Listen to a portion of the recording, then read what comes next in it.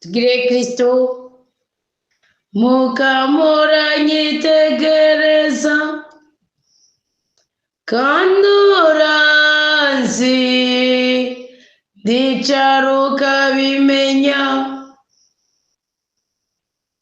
nahaguruka ni kwa kundi ndazo nishimiye ni hatacho ninona.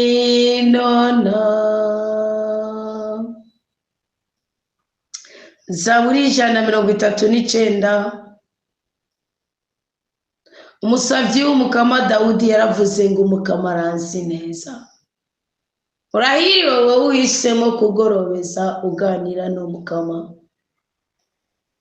Natoba kuzi neza aya n'amahirwe urose yuko usubiza hamwe n'umukama akakumenya neza. Dawudi yaravuze ngo mukama waransuzumye uramenya. Dawudi yaravuze ngo mukama waransuzumye uramenya. Dawudi yaravuze ngo mukama waransuzumye uramenya. Ngo uramenya igihe nicaye ukamenya n'igihe mpagurutse. Tugire Kristo. Namba witeze ko Uwiteka ari waguhagurutsa ari wakwicarika, kuko umubyeyi Ana yaravuze ngo Uwiteka niwe yicaza hasi akicaza hejuru. Uwiteka niwe yica kandi niwe akiza. Uwiteka niwe ateturura kandi niwe atererana. Ahubwo amahitamo yawe niyo akomeye imbere y'Imana gusumba ibishobisho byawe. Imbere y'uko uryama bwira umukama uturanzi, bwira umukama uturambona.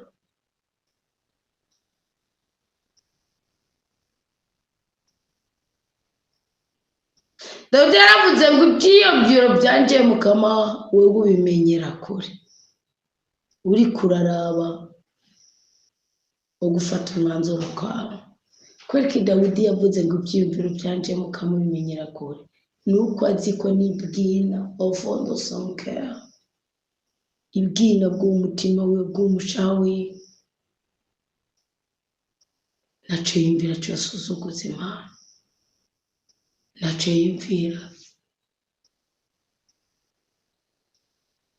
cyotuma izina ry'Uwiteka ritukwa.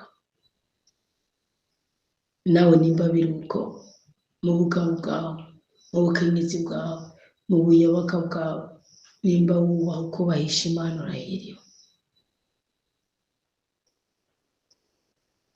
Dawidi yaravuze ngo mukama ni wowe uncungera iyo ndi ku rugendo, ngo kandi mukama ni wowe undarira niyo ndyamye, inzira zanje zose urazizi. Tugire Kristo. Suzuma umutima wawe, nusanga inzira zawe zose Imana izizi uzobuhiriwe kandi cyane, uzoburisamurako.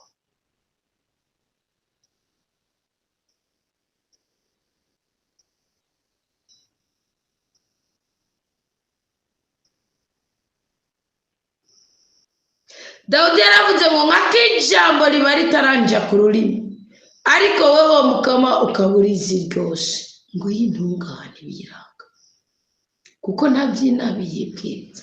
Dawidi yibwirije neza gushikaho umunsi umwe umwami Sawuli ngo yagiye gutwikira ibirato ndamukwituma, ngo arafata aravuga ati sinomwica. Ingabo ziwe ziramubwira ati mwica, ubwira amahoro aho wahungiye aho warariye mu mva. Aravuga ati sinokwica uwasizwe, ngo ahubwo aca afata agiye karitwikira ibirenge neza arakaca umutwe kapisha. Ariko ngo nabyo bituma Dawidi yicuza mu mutima ko nk'ubu nagombye kumwemereza iki, ahubwo uti ndamwemetse ndamukomeje. Avuga ati kwiki nabyizeho.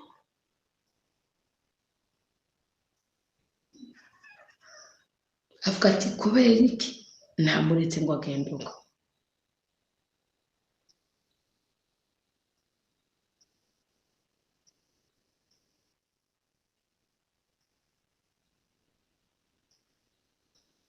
ngo nk'akijambo ritaba ritaranja ku rurimi ariko wewe Mukama ukaburizi ryose ngurankikuza imbere n'inyuma ukanyubika ko ikiganza cyawe. Uyu mugisha rero ukwiye kurara. Dawudi yarabyawe n'umugore n'umugabo nkawe. Epfo urutanga nyina yamusamiye mu byaha. Wowe ushaka ko wasamiwe mu ibanga. Dawudi mu isezerano.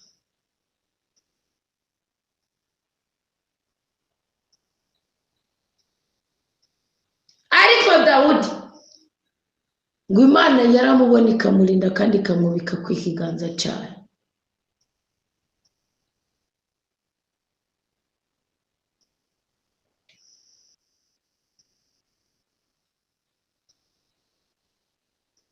Niye kure y'umutima w'Imana ugomba kuja ko wiyumvira birebire. Ntawe woronka.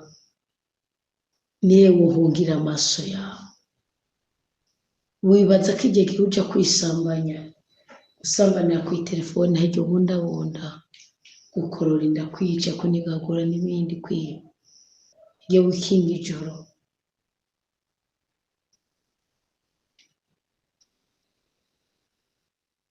Ubundabunda amaso y'Imana ariye ko ariko Bibiliya ivuze. Mbese no wungirahe amaso yawe Mukama? Bona hano duga mu ijuru wowe ni hubure. Naho no ryame kuzimu naho nyine ni yubure.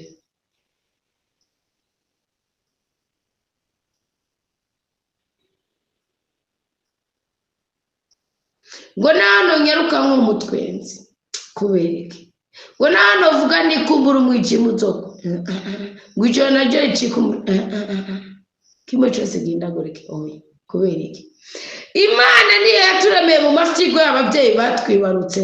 Imana niyo yaduteranije mu nda z'ababyeyi batwibarutse. Dukwiye kuyishimagiza n'imitima yacu yose kuko mu bitangaza turakatabonetse.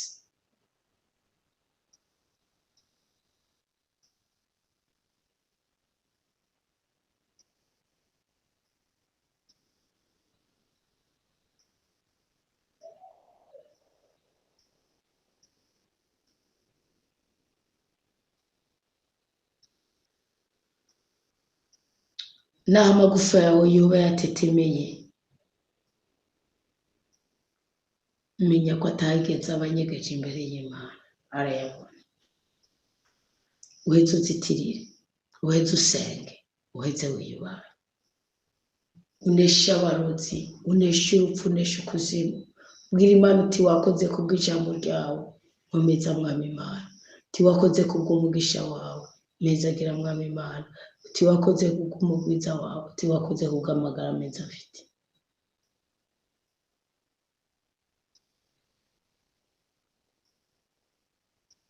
Ongera ubwira Imana kuba uwayo. Ongera ubwira Imana kuri umusabyi wayo. Nikwirengagiza, niguta.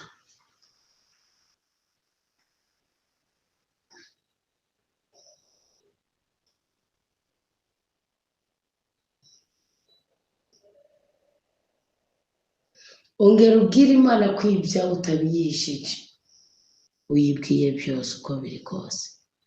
Izi zibane nawe, igukure kwa kavuyo k'ubuzima, iguha umunezero w'ubuzima mu izina rya Yesu Kristo.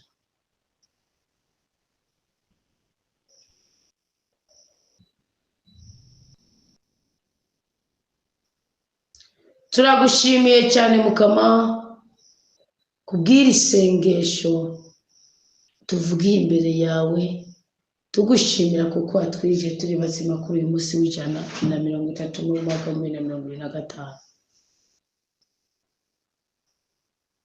Tunezereje n'ukuri kw'ijambo ryawe, aho biri tubwiye ko ari wowe uri byose ku buzima bwacu.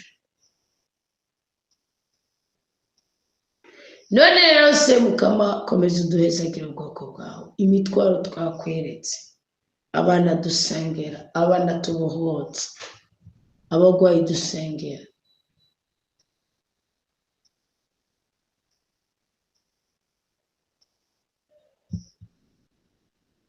Mu izina rya Yesu Kristo umwana wawe, nezereza twebwe ubwoko bwawe. duhimbara utugirire neza utwubake kuko atari wowe wubatse abandi bose bo kubakira ubusa niko Zaburi 127 ivuga. Ongera utuvyure tubyuke, ongera udusanasane tubohoke. Yesu Kristo mukozi mwiza, amaraso yawe igiciro ntange niyo nyine ashobora kutweza tugakurwa kw'ibyaha n'ibyago, imiranire n'ibisuzuguro byose. Tukizeye Yesu, tubohore Yesu, dutabare Yesu.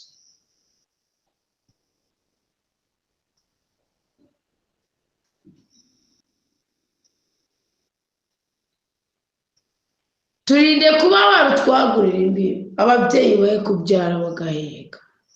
Duteture mu makuba y'ubwoko bwose, Mwami Imana nyagora ku ngoma.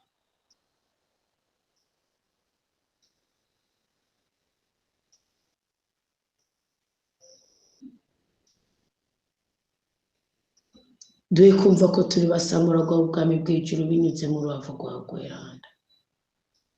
Abana bacu bakize kandi ubaha ubwenge. Mutima mweranda we twarazwe, ngwino urarira impome zacu, ngwino urarira amakorotire yacu, ngwino urarira inzu tubamo, ngwino urarira ubuzima bwacu.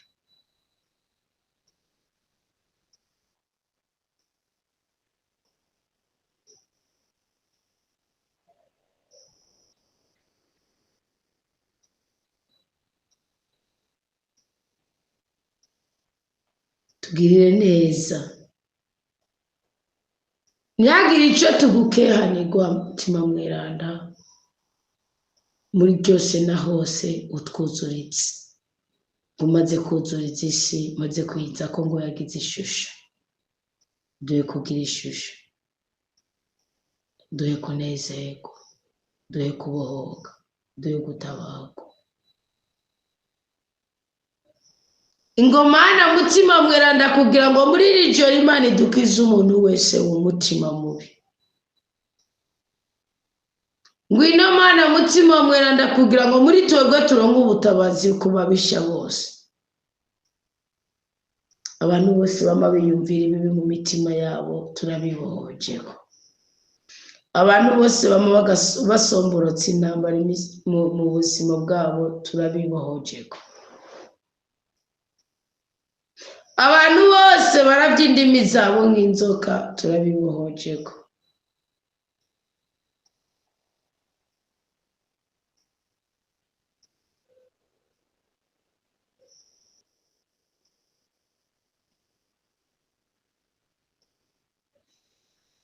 Abantu bose bafise iminwa yuzuye ubumara nk'ubw'imamba batubohore ko Yesu uzobukoze, dutandukanye nabo uzobukoze, kuko badukwegera mu kabi n'akabi tugatandukana n'urukundo rw'Imana yacu. Turinde iminwe y'abanyakibi, udukingire umuntu w'umubishi, kuko bama bategura kutunaga hasi. Abanyabwishime nubateze umutego n'imigozi, batere bahindukire mu kuri, mu rukundo ndetse no mu bweranda, bahabwa n'ubutatu bw'iranda Imana imwe rudende. Urakoze kuri iyo mpinduka, turisengeye twese tunezereza ubwoko bwawe. Mutima w'Imana ntatuduhe no mu kanwa gatoya, abagwaye muri twebwe bakiza, ababoshe babohore, abarushe baruhuka, bataramenya ukuri kw'ijambo ry'Imana uribakundishe, barikunde ribasosere. Mu izina rya Yesu Kristo nemera ko Imana iri kumwe natwe ngo dutabare. Amen, amen, aleluya. Imana ibahe umugisha.